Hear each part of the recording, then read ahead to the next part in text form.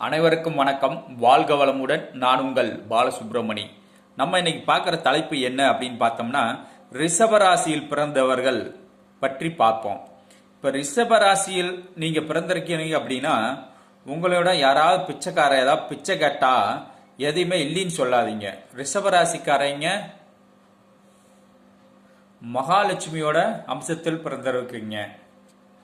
ரிஷபம் செல்வ செழிப்புடைய ராசி.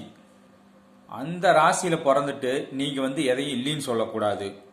கேட்டவங்களுக்கு ஒன்று பணமா கொடுங்க, இல்லைன்னா உணவா கொடுங்க, இல்லைன்னா ஏதோ ஒரு இதை கொடுத்து தான தர்மங்களை உங்களால் முடிஞ்சதை ஏதோ ஒன்று கொடுத்துட்டு வந்துருங்க. யாரு தான தர்மம் கேட்டாலும் உங்க வாயால இல்லைன்னு மட்டும் சொல்லாதீங்க. உங்களால் முடிஞ்சதை செஞ்சுக்கிட்டு வாங்க.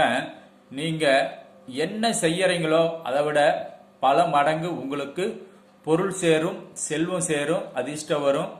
அதனால் ரிஷப ராசிக்காரங்க மட்டும் யாராவது தான தர்மங்கள் கேட்டா இல்லைன்னு மட்டும் சொல்லாதீங்க. இதில் செயல்படுத்தி பாருங்க. உடனே ஒரு நாள் செயல்படுத்திட்டு ஒன்றும் காணான்னு சொல்லக்கூடாது. கொஞ்ச நாளைக்கு செஞ்சு பாருங்க, உங்கள் வாழ்க்கை எப்படி போகுதுன்னு பாருங்க. நீங்கள் இதை செய்து வளமாக வாழுங்கள், நலமாக வாழுங்கள், செல்வ செழிப்போடு வாழுங்கள். உங்களுக்கு அதிர்ஷ்டம் கிடைக்கும். வாழ்க வளமுடன். நன்றி, வணக்கம்.